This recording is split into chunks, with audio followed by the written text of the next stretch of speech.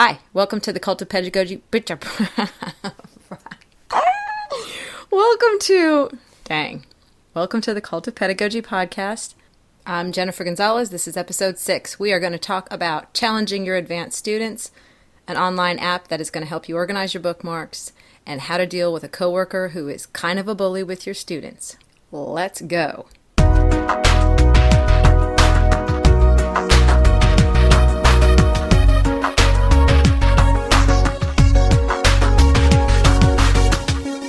Hey, welcome, and thanks so much for tuning in. I am so excited about this episode because I'm trying something completely new. My first 5 episodes, I think they were great, and I'm going to continue doing some like that, where I interview people and we get really in-depth about one specific topic all the way through. But I really wanted to try something where I take in some of your questions and answer them on a variety of different topics. So what I've done is on the website, on cultofpedagogy.com, I have set up a voicemail recorder. So if you go to cultofpedagogy.com/ask-cult, there will be a place where you can just press a button and record your question, and I will get it, and I will download it, and I will use your question in a future podcast, and I will answer it. I personally don't know how to set up an actual call-in show. I don't have the funds to hire somebody to screen calls, and I don't know that we have a big enough audience anyway. So this is the next best thing. And I also like this a little bit better because it gives me time to think about your question and look for resources, because the questions are going to come from all different kinds of situations. So anyway, I would love it if you would send in your questions, because every time we hear about a new person's situation, that is going to help other people with theirs. The kinds of questions that I'm willing and able and interested in asking or answering are questions about instructional issues. If you're trying to figure out a technique you should use, or if a lesson isn't working, or if you've got classroom management issues, or if you've got a professional development question. If you have a question about a resource, if you are trying to find something or are wondering if this exists, if you've got a technology question, if you've got a parenting question that's related to learning or school, questions about problems with your colleagues, or if you're administration, or if you are an administrator and you've got an issue with some of your staff members, pretty much anything related to education in K through 12 or at the college level. I would love the opportunity to take a crack at all of these. So one thing that I'm going to do at the beginning of each of these Ask the Cult episodes is I'm going to just give you a quick tip to just help you improve your teaching. So the tip for this episode, I'm just going to call it Write It Down. And what I mean by writing it down is when you're giving instructions to your students, one mistake a lot of teachers make is they just tell students what to do, and sometimes we'll give them multi-step instructions, like I want you to complete the top half of this paper and then put it over in that basket, and then I want you to get this card and then do this to it and then turn it in that basket. Sort of a multi-part set of instructions. And then we get real frustrated when students don't respond appropriately, or they skip something or forget something. So really simple way to get a better response from students and get more completion on the things you're asking them to do is to just write down on the board a real quick list of what to do. And it can be shorthand. It can be, a little slash and just say yellow paper and then basket on right, and then just a real quick outline of what they need to do. You will get way more compliance that way, because it's just hard for students to remember everything you want them to do. Okay, we are going to get into our calls. We've got 3 really good calls. The first one is the callers looking for some really specific advice on how to actually make their material more rigorous for their advanced students. The second one is a tech question about a way of getting her bookmarks organized online. And the third one is a problem with a colleague who is kind of bullying students a little bit, and this caller wants to know what she should do about it. So let's get started. Hi, Jen. My name is Nick, and I have a question for the cult. I've been teaching in a Massachusetts public high school for about 10 years. The student body is composed of a pretty typical variety of kids. I'm an earth science teacher, and the students who enroll in my class have tended to be kids who are not interested in taking higher level chemistry classes. So I get a wide cross-section of college-bound, non-college-bound, special education learners, and ELL students. So my question focuses around the following. Over the years, I've managed to become pretty good at making the difficult material more accessible so that the wide array of kids can understand it on an equal level, sort of like giving them all, regardless of their learning level, the ability to speak the same academic language. In doing this, I've always had success in reaching the kids who struggle the most. However, even though I have always known that my lessons were solid, I've had difficulties with challenging the more honors level students. So I guess I'm seeking advice on ways to make material more challenging for the higher level students. I'm aware of concepts like Bloom's taxonomy and terminology like synthesis, but I guess I'm looking for more concrete ideas on ways to appeal to honor students. Thanks, Jen. Hope to hear from you soon. Okay, first off, I've got a book for you. It's short, easy to read, and if you don't have a whole lot of experience with gifted or advanced students, this is a really, really good one to have at hand. It is called How to Differentiate Instruction in Mixed Ability Classrooms, and it is by Carol Tomlinson. And I will put a link to it in the show notes for this episode on the website so that you can go directly to it. I learned a lot from that one, and so I'm going to just give you a few real quick tips before we start getting into the specifics of how to improve or increase the rigor in what you're actually doing. When you're dealing with advanced kids, I've got some don'ts and some do's, okay? One of the don'ts is, and this is a huge mistake that a lot of people make, don't always make them help the more struggling students. That's a real common way that people decide that they're going to differentiate for advanced kids. I'm just going to have them help the other kids when they're done. I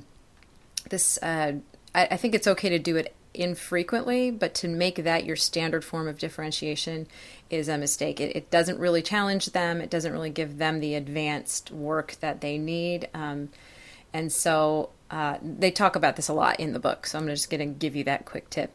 Also, advanced kids a lot of times see it as a punishment if they get extra work to challenge them. If once they've finished the easier stuff, then they get something extra. That's not necessarily appropriate either. It just means that they have to work harder and longer than everybody else. And also, don't necessarily insist on 100% accuracy before you decide that they're ready for something harder.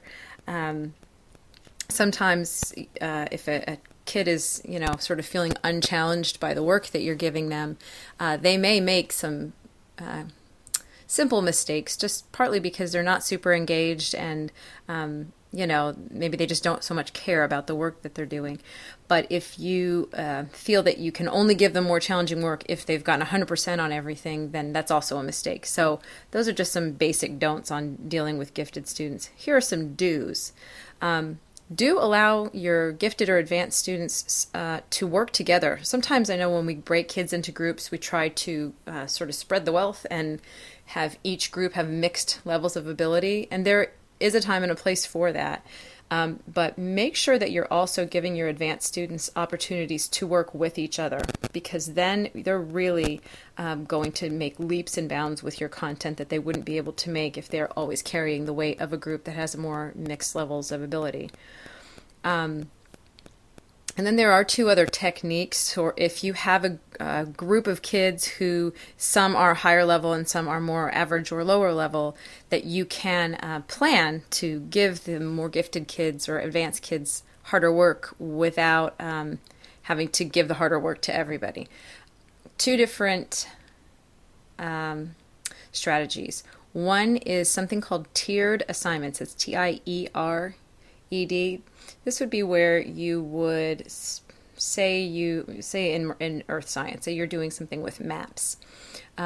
You would have 3 separate levels on one page. You have level 1, level 2, level 3, and each level has 10 problems. Okay, 10 sort of math problems map problems that they have to do. Allow the students to choose which level they would like to work at. And you can even tell them level 3 is the hardest. Okay, level 1 is the easiest. And what they need to do is self-assess, so that say they choose level 2 and it's a little too hard, then they can stop themselves and move down to level 1.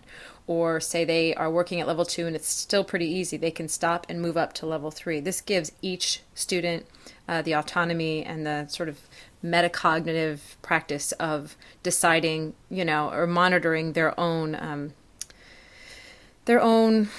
level of skill with each thing that you do. So doing tiered assignments is great too, because it doesn't give anybody extra work. It just has them work at different levels. And you may find that some of your advanced kids choose to work at the lower levels sometimes. Maybe they just don't feel like putting any extra effort in on a certain day. But and you also may have your lower level kids trying to work at the higher level, which is also fine. Certain tasks, they may be able to do it. So you want everyone to always be stretching. Okay, so tiered assignments is one. Another way to keep your advanced kids challenged is to have them working on ongoing independent projects. This way, if they finish something early or they get through your material quickly, they can always go back to doing that independent project. Ideally, it would be something in your content area. And so this obviously is going to require a lot of work up front with you and that kid, but you could set this up with your whole class, have each of them sort of decide ahead of time on an independent project to work on.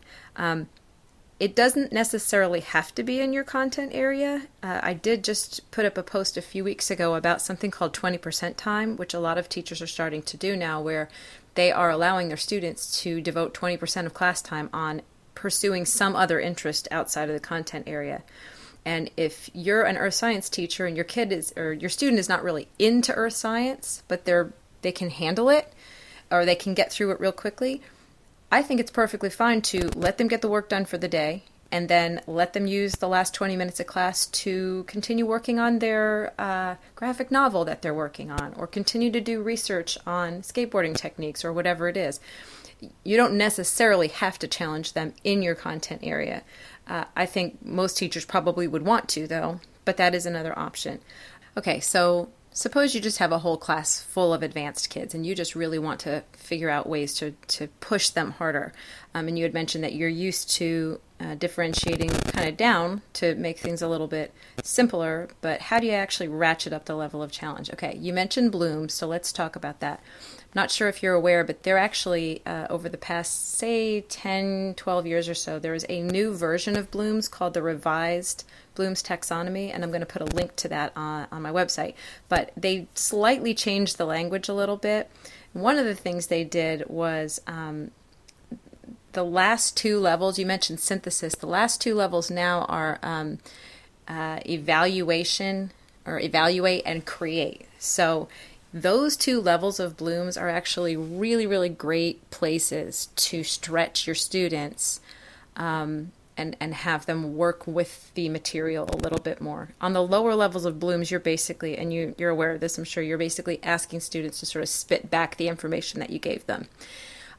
So let's use the example, since you're in earth science, of students learning how to read and understand and work with maps. You can ask them to identify things on the maps. You can ask them to use the maps to, point things out or answer questions. How high is this mountain, which is the lowest elevation at this point, and so on and so forth. Those are all on the lower levels of Bloom's. The students aren't really doing anything new with that information. They're just showing you that they understand it and that they can sort of apply it. Even if you're asking a student to read a map and answer questions about, how what's the distance between this one and this one, that's still sort of just applying math skills, and that's the third level of Bloom. So if we really want to push a student higher, what we need to do is get them up to the analysis, the evaluating, and the creating level. I'm going to skip over the analyzing part, partly because the longer I talk to people, the less I understand that level, and I could talk about it for 20 minutes, but we're going to talk about the evaluating and the creating level. Suppose, again, that you're working with maps. One thing that you could do, and this could be an assignment, or it could be a question on a test, would be to present to students a quote. For example, it could be a fictional quote or a real one from like a newspaper where someone is proposing some change in an area based on something geographical. For example, say money needs to be spent on some project to like shore up an eroded area or something that would connect to a map. So the question could be, here's this quote, Given a map of the area, students would need to judge if the conclusion that this person has made is true and whether there's evidence to support it, or whether they disagree with it based on the evidence in the map. And they would actually be evaluating this claim that the person has made.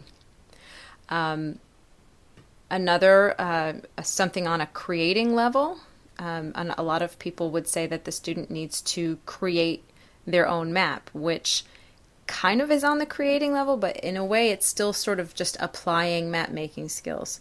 So really they could be using their map skills to create a new project. So for example, or a new product, I'm sorry. Say for example, this could be another question for them. Plan 3 hiking routes for a hiking trip. You've got a group of people and they're going, and you want to give them 3 choices for a hiking trip. Here's the map of the area. One hike has to be the easiest in terms of difficult, inclines and that sort of thing. The other will be the shortest in length, and the other will have the most scenic views. Or you could give them different parameters. Each one of them has to be about 1 hour long, and people will be walking at about this mile an hour, and you've got to factor in inclines and that sort of thing. So then they have to actually map out the routes, and they have to explain why these are and how they know how they know they've met the criteria based on what they're seeing in the map and how they're reading it. Or here's another example of a creating task. They have to add a new road to an existing map that solves some sort of a problem. Maybe it improves life for a population, or it improves commerce for a particular industry, or that sort of thing. And give them a set of criteria, have them draw the road in and explain in writing how it meets the criteria. And in that way, they're using their map making skills to actually create something new. I am going to put a link to on the website to a copy of this revised Bloom's taxonomy that you can download for free. And what's really nice about it is that it's actually a kind of a more advanced version of Bloom's. It's called the cognitive process domain, and it's got each level is broken down into sort of subtasks that fit within it, and it kind of shows you really good examples of the thinking processes that fit within each level. And I think once you start to see what those higher levels look like in examples, it should help you to really boost up some of the tasks that you give students. And I'd say give it to all of them and support them and show them and model that to them for them how to answer these types of questions. 2 other things I would suggest, and this could link to independent projects or that sort of thing. One is to provide your advanced students with some challenging real-world reading in your subject area, and online is tons of great resources. 2 things I found in your content area are Earth Magazine, this is earthmagazine.org, and discovermagazine.com. Both of them have lots of really good articles on issues that are happening right now in the world with earth science, and the writing is pretty advanced. So to have a student just read these and answer some questions, not questions like, describe the problem that's presented in this article, because then that's, again, lower level. They're just showing you that they understand it. But ask them some evaluation questions. Do you agree with the author on this point? Or what do you think is a better solution for this problem?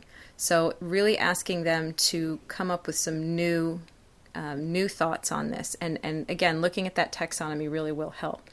The only other point that I would add is when you consider the new Common Core standards, these apply to other subject areas beyond reading and math. And what they ask teachers in other subject areas to do is have students do a little bit more writing.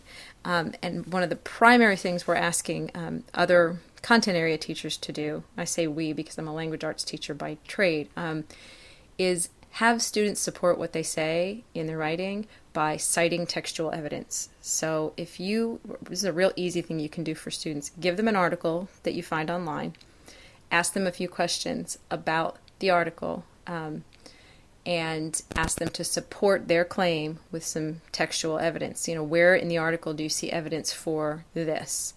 And and that is another way to get them interacting with much more advanced material in your subject area, and it really gives it real world relevance. I would love to hear what others have to say about this. I could probably do an entire episode and blog post or series of them just on this topic, but hopefully, Nick, I've given you some ideas for how you can really challenge your advanced kids a little bit more. Hey Jennifer, this is Lisa in Tennessee, and I'm looking for something I think I saw on your site or maybe on Facebook, and I hope I can give you enough information to let you know what I'm talking about. I saw a blog post or article about a website organization tool on an app. I'm a grad student and I'm constantly finding stuff that I want to look at later or save for later use for projects. And I do put things I find in my bookmarks or on a reading list, but both of those have become unmanageable, big messes. Like I said, maybe I saw it here and I hope I've given you enough of a sense of what I'm talking about to answer my question. Thank you so much for anything you could recommend. Hi, Lisa. I think I know exactly what you're talking about. You're talking about Diigo, Diigo, and it is a really cool website where you can organize all of your online bookmarks into really nice, neat categories. And so I did an article about that. It's just cultofpedagogy.com/Diigo, Diigo, or you can find 3 separate video tutorials that I did on that. So they're great for people who just want to organize their own stuff. I would add that I just recently started using something called Evernote, which I think I may be making the jump to that for personal organizing of stuff. But since we're on the subject of Diigo, I do want to mention how great it is for teachers. If you wanted to do some online research with students or put them in groups, it would be such a fantastic way to get students to work together on online research. Because what you do is once you find an article, you send it to your library and that organizes it, but you can also comment on it. You can have a shared library with other people and you can actually exchange comments about the resources that you're finding.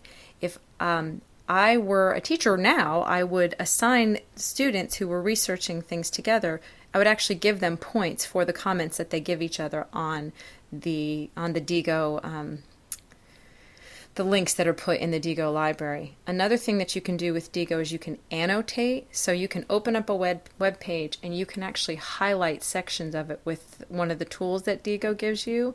And you can write notes about your highlighting and all that. So you really can interact nicely with your online materials. And if you've got a big project like a dissertation or something that you're working on, being able to set everything up in Diigo would be just fantastic. So if you do any type of research yourself, or if you teach students how to do research, I would definitely recommend that you look into Diigo as a tool.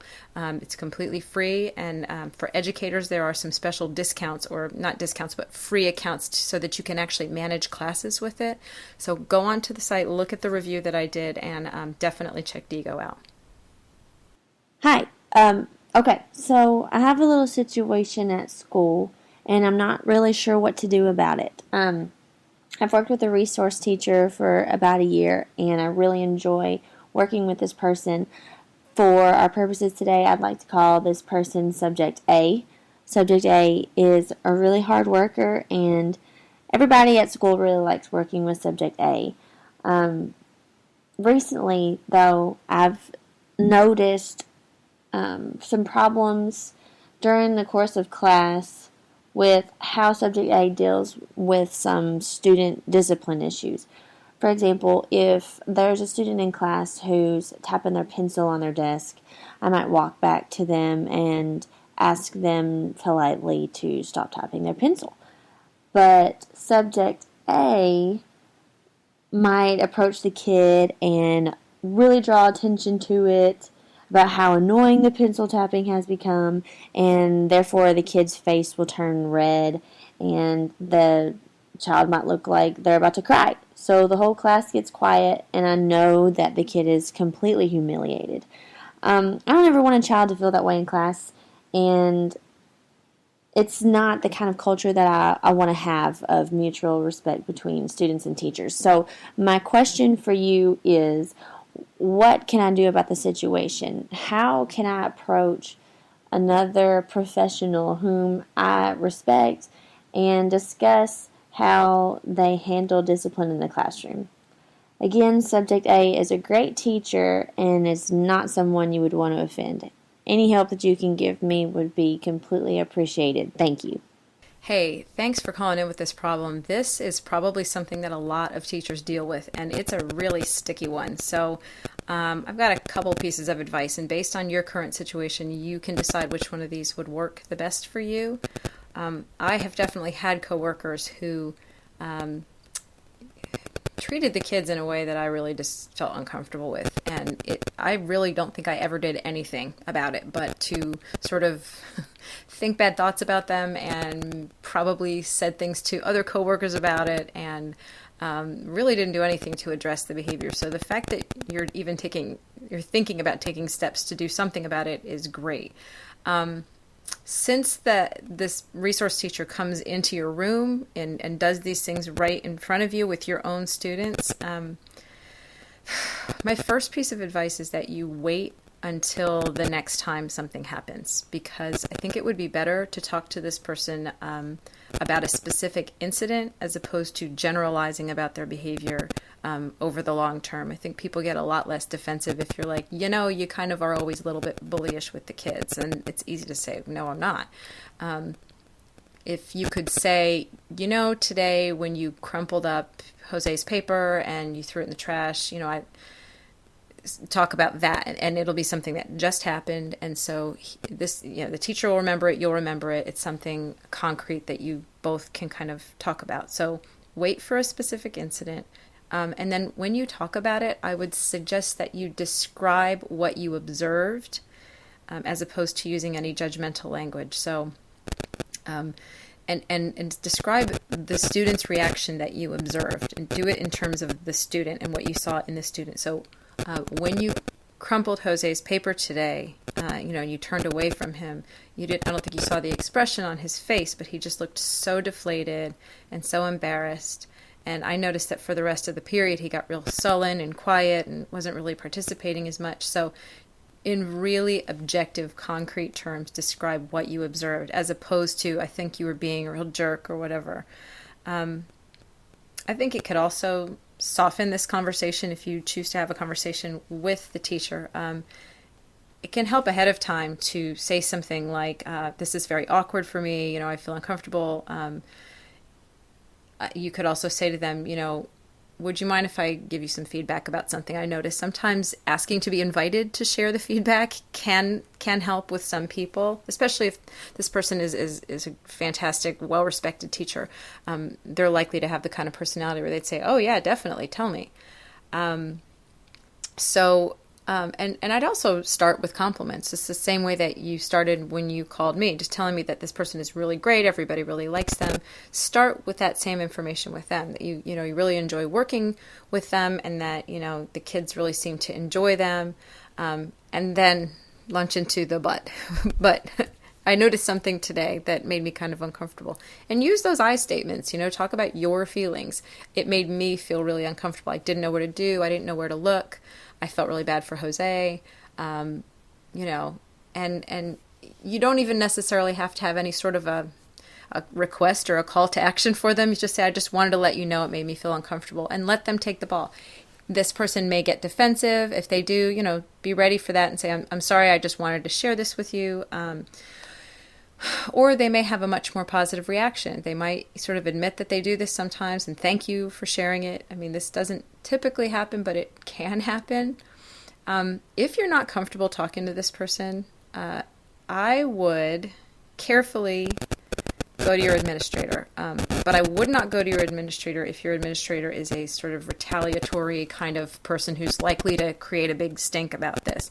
If you have a good relationship with your administrator and you respect them, I would go to them and say, this is something I'm noticing. And then the ball is in their court to notice it and bring it up to the person. What you don't want is for your administrator to go to the person and say, hey, the person you co-teach with third period told me that you are really abusive to the kids, because then you're trying to, if you're not comfortable talking to the person yourself, then you're obviously trying to avoid conflict with them. So having the administrator go to them and say that you came to them is not good. So if your administrator is someone you trust, you may want to just put the bug in their ear to keep an eye out for this, and maybe they can deal with it directly through an observation or something like that. Sometimes, teachers or administrators just need to know about something to be aware of it, and then they can find their own evidence. But again, only if you have a good relationship with your administrator, and if that other teacher has a good relationship with their administrator, because this is probably news they're not going to love hearing. So, I'd say I'd handle it carefully. I would love it if anybody listening, if you have dealt with a situation like this and you have advice, definitely call in. The call-ins don't necessarily just have to be for you to call in about your own problem. If you hear a call on this show and you have your own advice, or if you think I've given terrible advice and you want to give completely different advice, call in, and I can also play those calls on a future podcast if you've got. This is episode 6, so just reference episode 6. The caller had the question about this. I am going to wrap up the show now, and I am just really, really excited to get this published and have people hear it and have you call in. So again, you would call in by going to cultofpedagogy.com/ask-cult. There is a voice recorder right there. You just click it, record your voice, and I get an email. If at that time you want to leave your name and your email, that would be a great idea, because then if I have any follow-up questions, I can contact you, but you don't have to. This can be completely anonymous. If you're listening to this on iTunes, please give us a rating on iTunes. Right now, I am in complete no man's land on iTunes. I don't even come up in a lot of searches. So if you just were to leave a rating and maybe even a comment or a review, that will help get the show boosted up a little bit higher and maybe get us a little bit more visibility on iTunes, and then we can reach more people and help more people. So if you could do that, be great. Please share it. Come on over to the site and hang out. Join us on Facebook and Twitter and all those other places, and I am just super happy to have you with us. Thanks so much for listening. Have a great day.